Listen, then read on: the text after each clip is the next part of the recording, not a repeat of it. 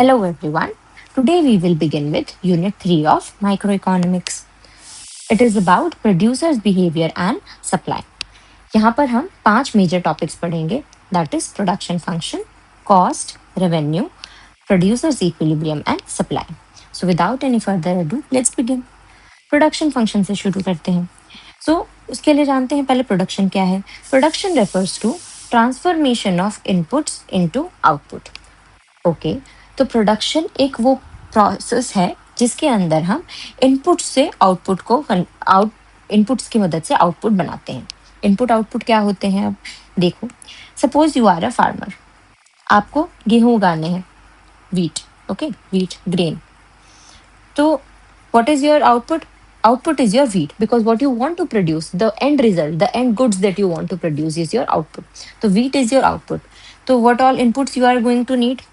You will need seed, fertilizer, okay, land जिसके आप ऊपर आप उगाओगे, irrigation facilities, ठीक है, लेबर, क्योंकि कोई उन सब चीज़ों को करने के लिए भी आपको चाहिए.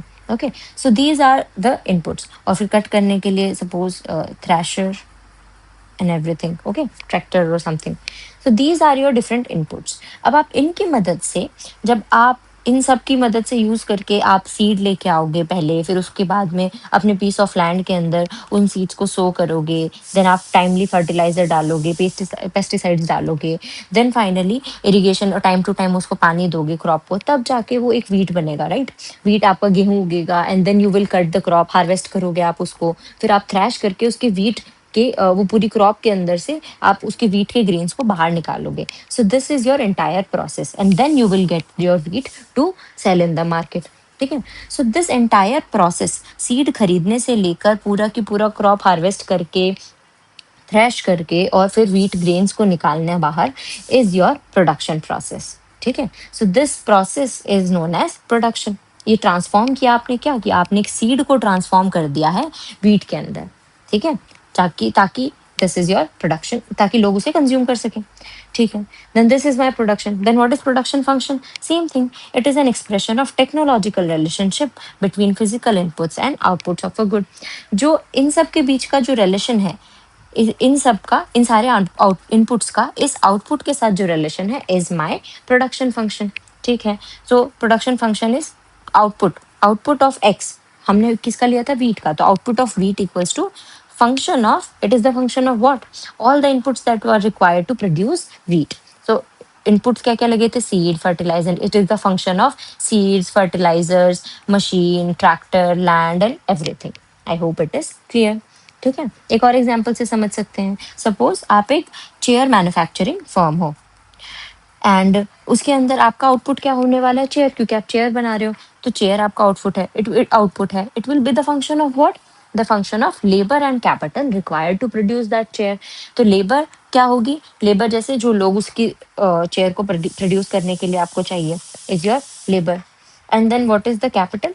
कैपिटल क्या होगी? जैसे वुड कटिंग मशीन हो गई, जिसकी मदद से आप वुड को कट करोगे ताकि आप चेयर बना सको. ओके. एंड जो प्लांट है, जिस बिल्डिंग के अंदर आप ये सारी चीजें करोगे, तो वो भी आपके लिए एक कैपिटल इनपुट हो गया. ओके. सो आपको 250 अगर आपको चेयर्स प्रोड्यूस करनी है, तो then you will be requiring what?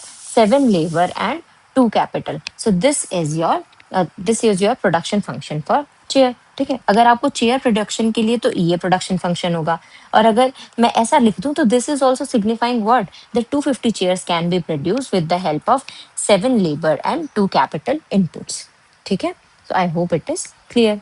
तो प्रोडक्शन फंक्शन हमारे क्या क्या चीजें बताता है? Number 1, it specifies either the maximum output that can be produced with given number of inputs.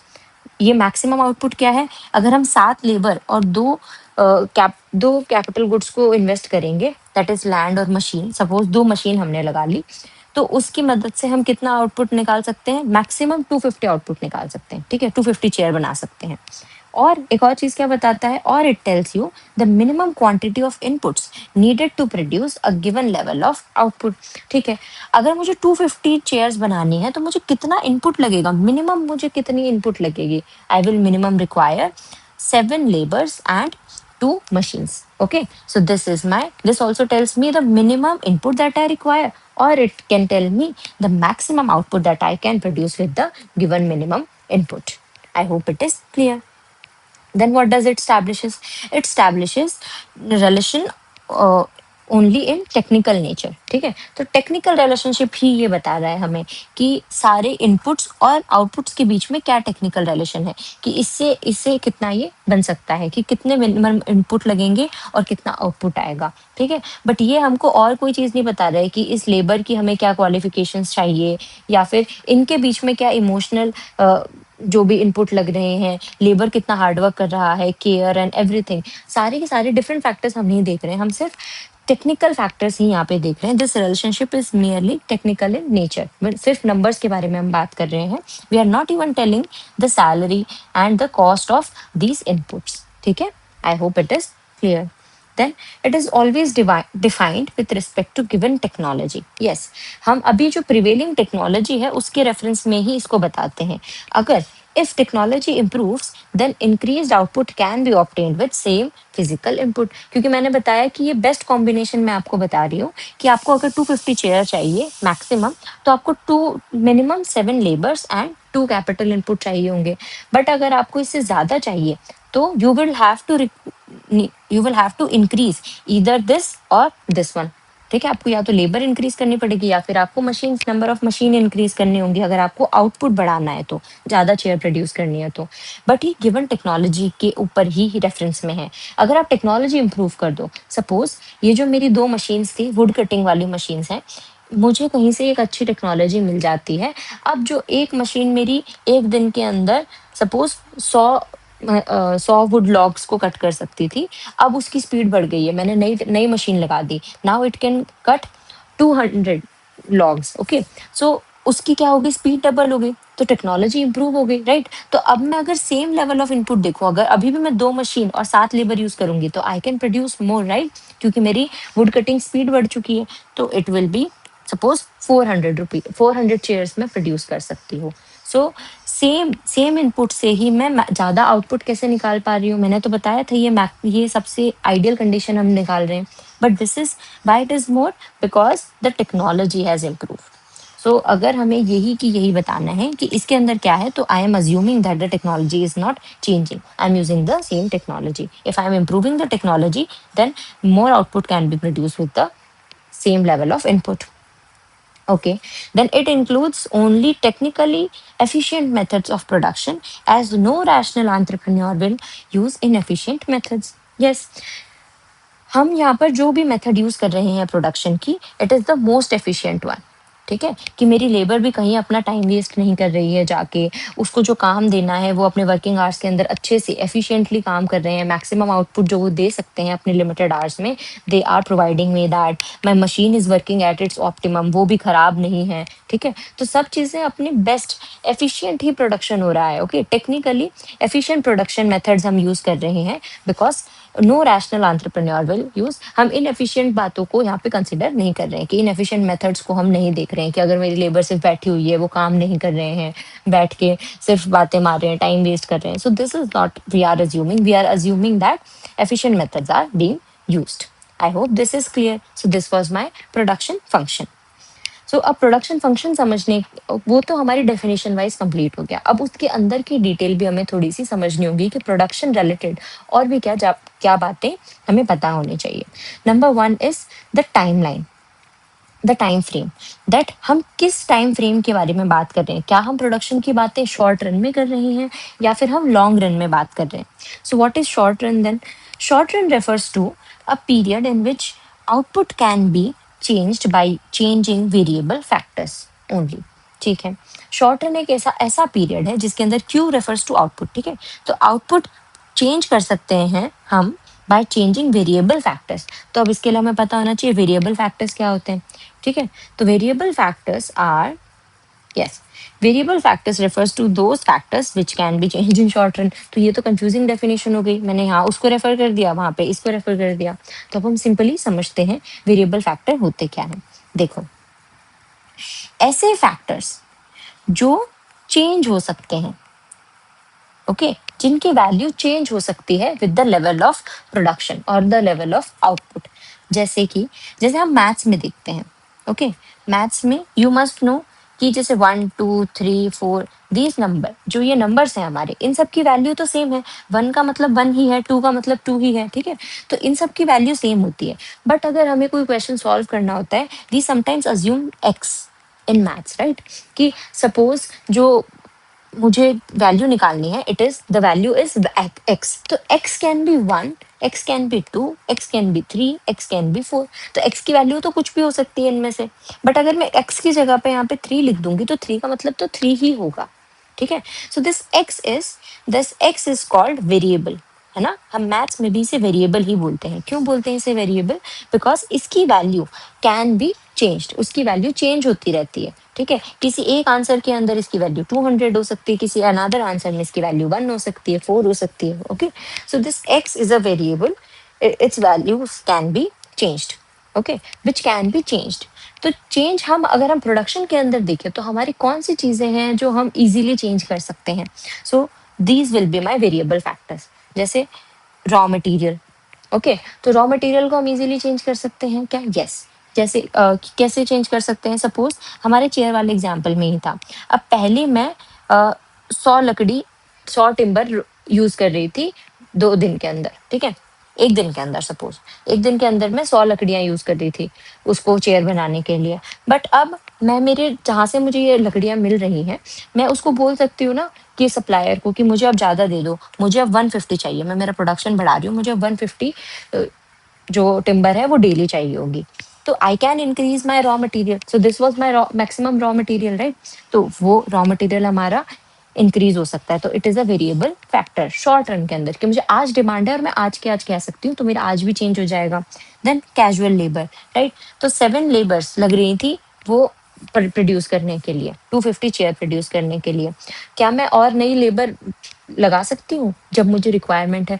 Yes. मैं कल ये लोगों को कह सकती हूँ कि नहीं, मुझे आज 7 लेबर थी, मुझे कल से 10 चाहिए, तो आई कैन इंक्रीज इट। तो इट कैन बी इंक्रीज और डिक्रीज। मैं कहूँ कि नहीं, आज मुझे कम प्रोडक्शन करना है, तो मैं उसको कम भी कर सकती हूँ, 7 से 4 कर सकती हूँ, 2 कर सकती हूँ, ठीक है। Power is my electricity. जितनी ज्यादा मशीन चलेगी उतनी ज्यादा पावर रिक्वायर्ड है, तो ये भी इंक्रीज और डिक्रीज हो सकता है। Fuel, okay. So these are my variable factors which can be changed. जब मुझे रिक्वायर्ड है तब मैं उसको चेंज कर सकती हूँ शॉर्ट रन में। Short run means short notice पे, जब मुझे छोटे से टाइम के अंदर भी जरूरत है, मुझे कल परसों भी चाहिए, मैं 1 2 दिन के अंदर, मैक्सिमम महीने के अंदर इनको चेंज कर सकती हूँ। So these are my variable factors which can be easily changed.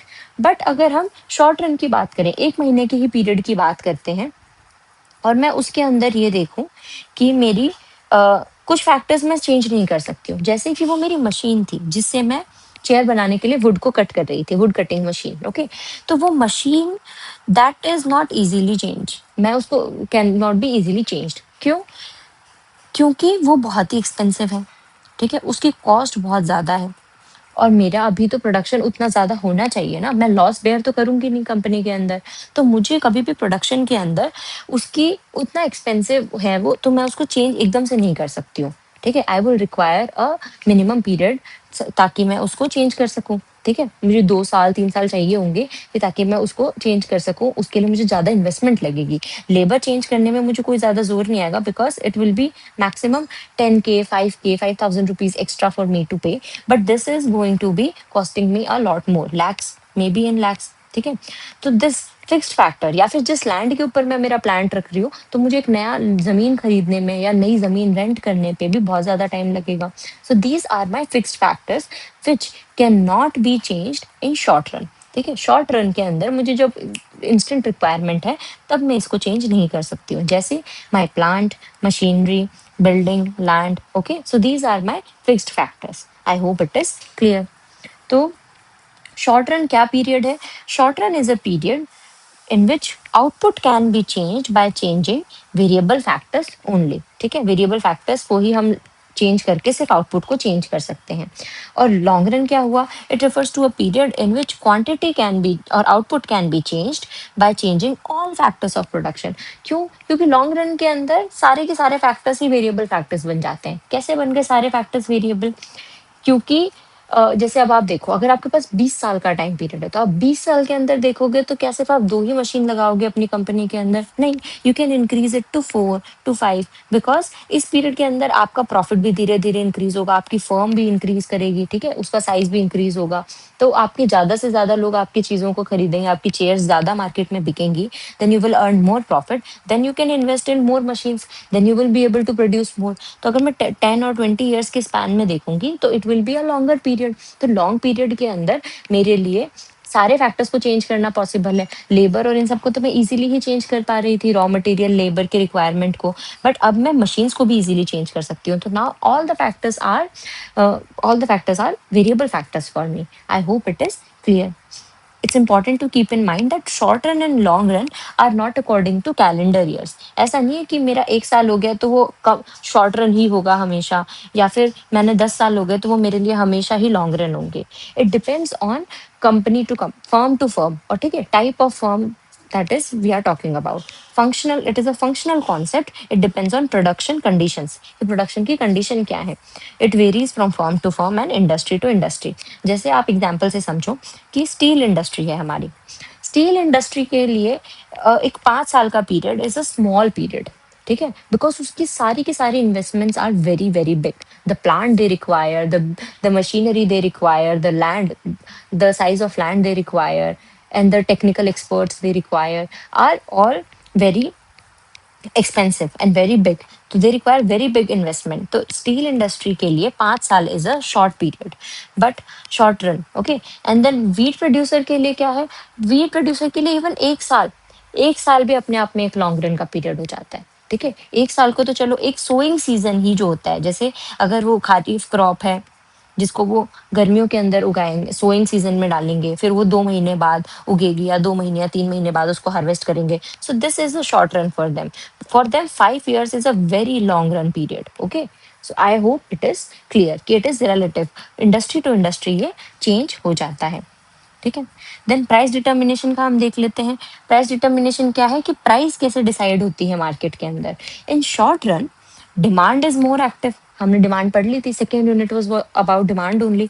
तो demand is more active and price determination supply, as supply cannot be increased immediately with increase in demand. अगर हम शॉर्ट रन की बात करें, ठीक है, सिर्फ हम यहाँ पे वेरिएबल फैक्टर्स को ही चेंज कर सकते हैं, तो इसके अंदर कौन ज्यादा डोमिनेट करेगा? जिस पॉइंट पे हमारी डिमांड और सप्लाई मीट करते हैं, डिमांड और सप्लाई मीट करेंगे, वो वहां पे प्राइस डिसाइड होता है मार्केट का। ओके ये हम प्राइस डिटर्मिनेशन हमारी नेक्स्ट यूनिट में हम बहुत ही डिटेल में पढ़ेंगे।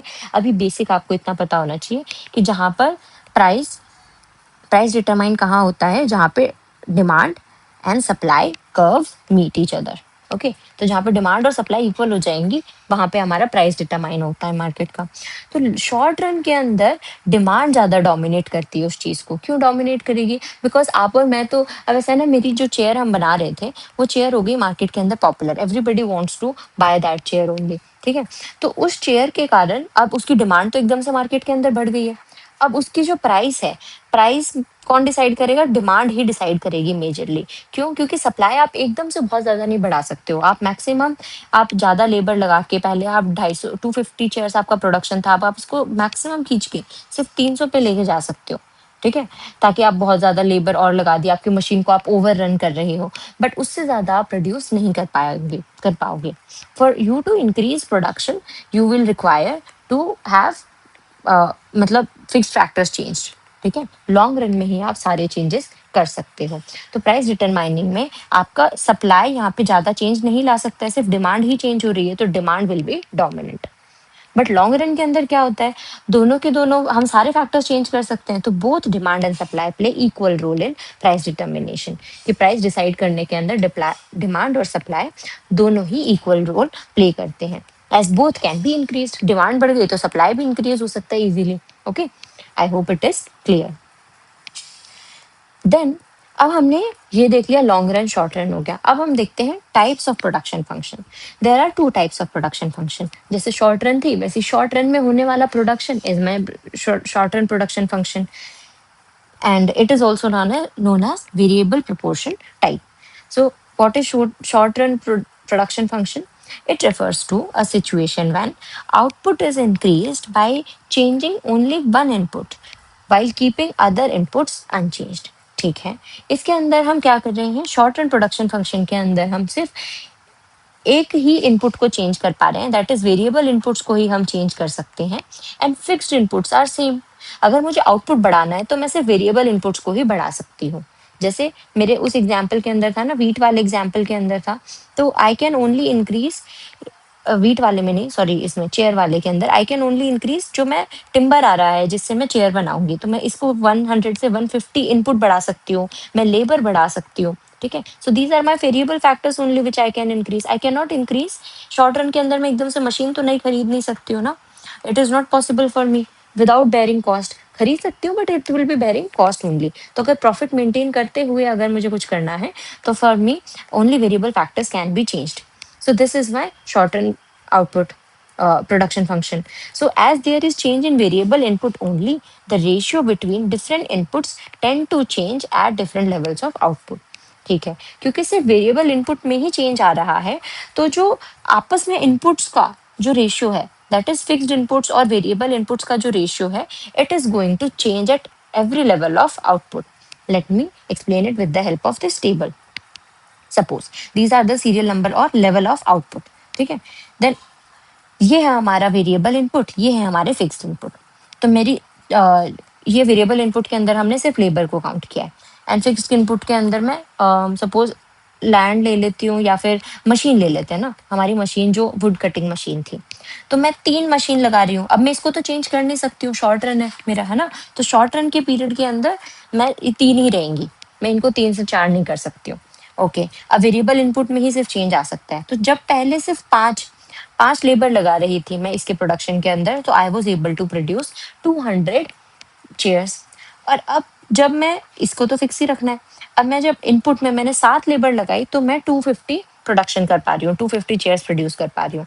और जब मैं और ज्यादा लेबर लगा रही हूँ, 9 लेबर्स लगा रही हूँ, then I am able to produce 300 chairs. So this is my short run table. इसके अंदर क्या हो रहा है, इनका जो रेशियो है वो चेंज होता जा रहा है। फर्स्ट के अंदर दोनों फिक्स्ड और इन वेरिएबल इनपुट का रेशियो क्या था, 5:3। ठीक है, कि 5 लेबर लग रही थी, 3 कैपिटल इनपुट लग रहे थे, इन दोनों को मिलके 200 आउटपुट निकल रहा था। अब आउटपुट बढ़ गया है तो अब रेशियो क्या हो गया, 7:3 हो गया नेक्स्ट के अंदर, और नेक्स्ट के अंदर 9:3 और 3:1 हो गया है। So this ratio is changing. So it is, यही सेम चीज ये बता रहा है that as there is change in variable input only, सिर्फ एक ही में चेंज आ रहा है, the ratio between different inputs tend to change at different level of output. 200 के आउटपुट पे इनका रेशियो 5:3 था, 250 के आउटपुट पे इनका रेशियो 7:3 हो गया, और 300 चेयर्स के आउटपुट पे इसका रेशियो हो गया है 9:3। सो दिस इज चेंजिंग। और इस रिलेशनशिप को, जो इनके बीच का जो ये रिलेशनशिप है, इसको हम एक्सप्लेन कर सकते हैं लॉ ऑफ वेरिएबल प्रोपोर्शन की मदद से। So then what is this law of variable proportion, ये हम नेक्स्ट क्लास के अंदर देखेंगे, अभी it will be too much for you. ठीक है, अब हम शॉर्ट रन हमने प्रोडक्शन फंक्शन देख लिया, तो हम लॉन्ग रन प्रोडक्शन फंक्शन भी देख लेते हैं। So what is it, it is long run production function, इसको हम कांस्टेंट प्रोपोर्शन टाइप भी बोलते हैं। It refers to a situation when output is increased by changing all the inputs simultaneously and in the same proportion। क्योंकि long run है तो सारे के सारे फैक्टर्स मेरे वेरिएबल हो गए हैं यहाँ पे। Okay, there is no fixed factor, all the factors are variable, क्योंकि मैं लॉन्ग रन में 10 साल में 20 साल में तो सारे फैक्टर्स चेंज कर सकती हूँ, नई मशीन लगा सकती हूँ, मशीन्स का नंबर बढ़ा सकती हूँ, ज्यादा जमीन खरीद सकती हूँ, एवरीथिंग आई कैन चेंज। ठीक है, सो all the inputs are simultaneously increased and in the same proportion। जो इनका रेशियो था वो हम सेम रखेंगे, that is labour, fixed fact, variable factors और पहले जो फिक्स्ड फैक्टर्स थे उनको सेम प्रपोर्शन में हम इंक्रीज करते जाएंगे, ताकि टोटल आउटपुट अपने पीक पे और अपने मोस्ट एफिशिएंट फॉर्म में इंक्रीज हो। ठीक है,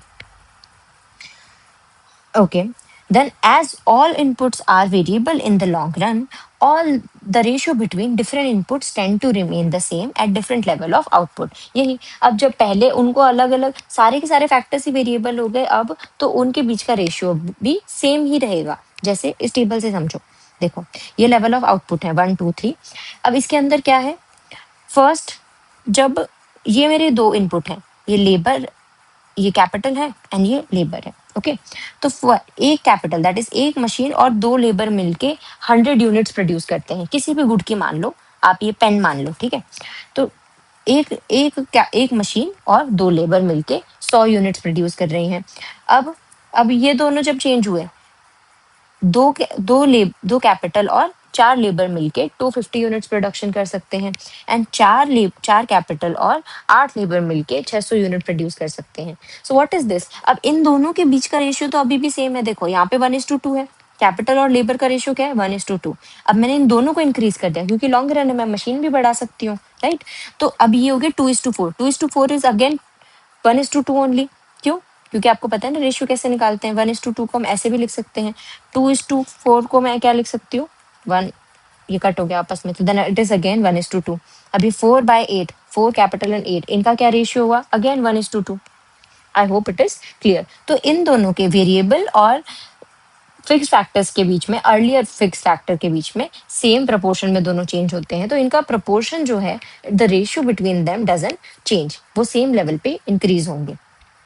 I hope it is clear. As all inputs are variable in the long run, the ratio between different inputs, ये दोनों inputs के अंदर का जो रेशियो है, कि आपस का जो रेशियो है, tends to remain the same at different level of output. भले ही 100 प्रोडक्शन हो रहा है तो भी ये 1:2 में है, ये 250 का प्रोडक्शन हो रहा है तो भी ये 1:2 के रेशियो में है, और ये 600 को हो रहा है तब भी ये 1:2 के रेशियो में ही इंक्रीज हो रहे हैं।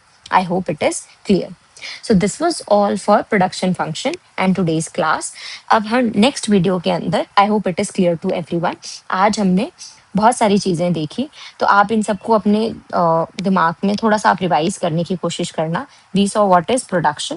Production is simply transforming inputs into output, ठीक है। इस पूरे प्रोसेस को हम प्रोडक्शन कहते हैं, और इन दोनों के बीच का, इस इनपुट और आउटपुट के बीच के टेक्निकल रिलेशनशिप को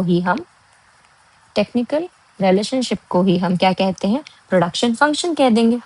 ओके, प्रोडक्शन फंक्शन। इसके अंदर हमने क्या देखे, देर टाइम पीरियड के रेफरेंस में there is short run and there is long run. Short run के अंदर सारे के सारे फैक्टर, कुछ फैक्टर्स वेरिएबल होते हैं एंड कुछ फैक्टर्स फिक्स्ड होते हैं। लॉन्ग रन में सारे फैक्टर्स वेरिएबल हो जाते हैं। वेरिएबल का मतलब ऐसे फैक्टर्स जिनको आप चेंज कर सकते हो। मैंने आपको मैथमेटिकली एक्स और 1 2 3 4 के रेफरेंस से समझाया था, ठीक है। देन ये दोनों हमारी चीजें हैं। Then short run is, this is a relative concept. हर इंडस्ट्री के लिए उसका शॉर्ट रन अलग होगा और हर इंडस्ट्री के लिए उसका लॉन्ग रन अलग होगा। Steel industry and for a farmer, wheat industry को आप देख लो, आपस में आपको इसके रेफरेंस से याद हो जाएगा।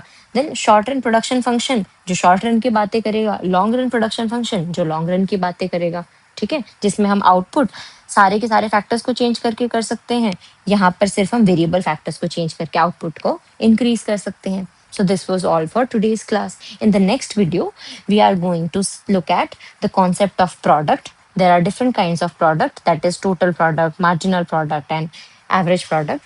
Then we will look at law of variable proportion and law of returns to scale, जो मैंने यहाँ पे बताया था कि हम कल की क्लास के अंदर देखेंगे। Okay, so this was all for today's video. I'll see you in the next class. And if you like the video, please press the like button, subscribe to the channel, and share this video with your friends. If you have any doubt, you can ask me in the comment section. See you in the next video. Bye. Thank you.